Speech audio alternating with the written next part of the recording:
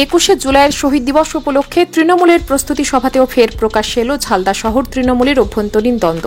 শুক্রবার সন্ধ্যায় শহরের এক লজে আয়োজিত সভায় উপস্থিত ছিলেন শহর সভাপতি চিরঞ্জীব চন্দ্র ও নেতৃত্বের একাংশ। কিন্তু শহরের পুরপ্রধান সুরেশ আগরওয়াল, উপপুরপ্রধান সুদীপ কর্মকার ও তাদের অনুগামীরা অনুপস্থিত ছিলেন। চিরঞ্জীব দাবি করেন, প্রত্যেককে জানানো হয়েছিল, হোয়াটসঅ্যাপ গ্রুপেও বার্তা পাঠানো হয়েছে। তবে সুরেশ বলেন, সভার খবরই ছিল না, তাই যাওয়ারও প্রশ্ন নেই। এই অনুপস্থিতি ঘিরে চর্চা শুরু হয়েছে রাজনৈতিক মহলে। দ্বন্দ্বের আবহে দল 21শে জুলাই কিংবা ভবিষ্যতের ভোটে কিভাবে ঐক্যবদ্ধ থাকবে তা নিয়ে উঠছে প্রশ্ন।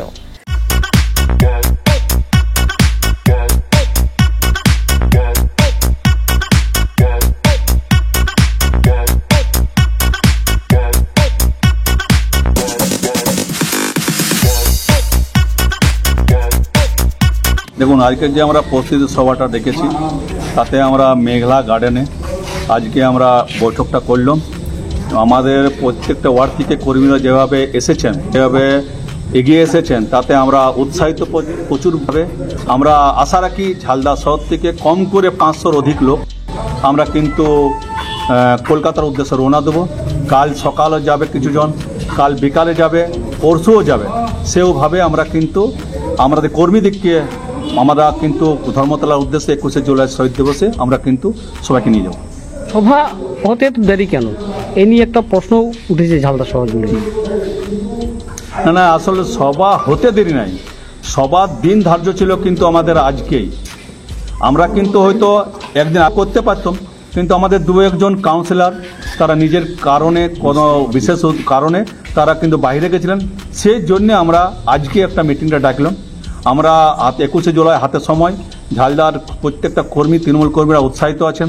এবং আমি আপনাকেও জানাতে চাই, কোনো এক মিডিয়া, মানে মিডিয়া নয়, দালাল মিডিয়া, যারা কিন্তু কালকে একটা খবর করেছেন যে তৃণমূল কংগ্রেসের কিন্তু কোনো কর্মী সভা বা এই যে প্রস্তুতি সভা নেই, তাদের উদ্দেশ্যে বলি, সেই চ্যানেলটাকে কিন্তু তৃণমূল কংগ্রেস বহুদিন ধরে বয়কট করেছেন।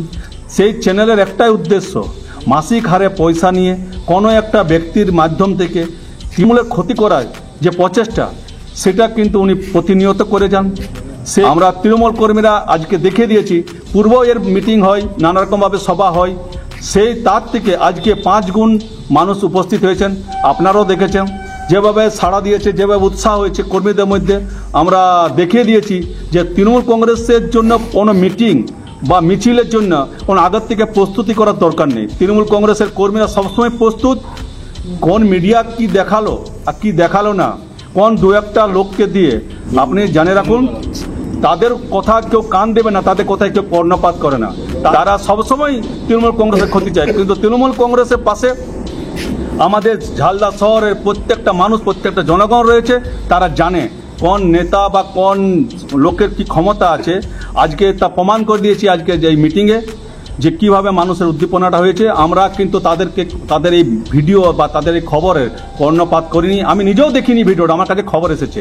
আমরা সেদিকে কর্ণপাত না করে 21শে জুলাই শহীদ দিবসের পথে আমরা কিন্তু কালকে রওনা দেবো এবং তাদেরকে বার্তা দেব যে তোমরা কতই বাধা আপত্তি দাও, কিন্তু তৃণমূল কংগ্রেস এগিয়ে যাবে, এগিয়েই থাকবে। তৃণমূল কংগ্রেস সবসময় লড়াই চালিয়ে রাখে। আজকে মঞ্চে অনেকেই উপস্থিত নেই, কি বলবেন? নিজের কারণে উপস্থিত নেই। আজকে যেভাবে মানুষের সাড়া দিয়েছে কর্মীরা উপস্থিত, মানে আমি জানি মিটিং সাফল্য। অনেকের নেতৃত্ব থাকে, তার নিজের কাজ থাকেন। সকলকে ডাকা হয়েছিল? হ্যাঁ, সবাইকে ডাকা হয়েছে, এমন কোনো নেই, সবাইকে ডাকা হয়েছে। আমাদের গ্রুপ আছে, তারা সবাই পেয়েছে। তারা আমি কেন, আমার যুব সভাপতি সবকে ইনফর্ম করেছে, আমার ছাত্র করেছে, আমার মাইনরিটি বসে আছে তারা করেছে, আমার মহিলা করেছে। সবাই নেতৃত্বরা নিজের জায়গাতে সবাইকে খবর দিয়েছেন এবং উপস্থিতও হয়েছেন। কোন 2-1জন নেই সেটা আমার চোখে পড়েনি। আমাদের লোকসভা ভোটে আমাদের এই হারটা হয়েছে। এই লোকসভা ভোটে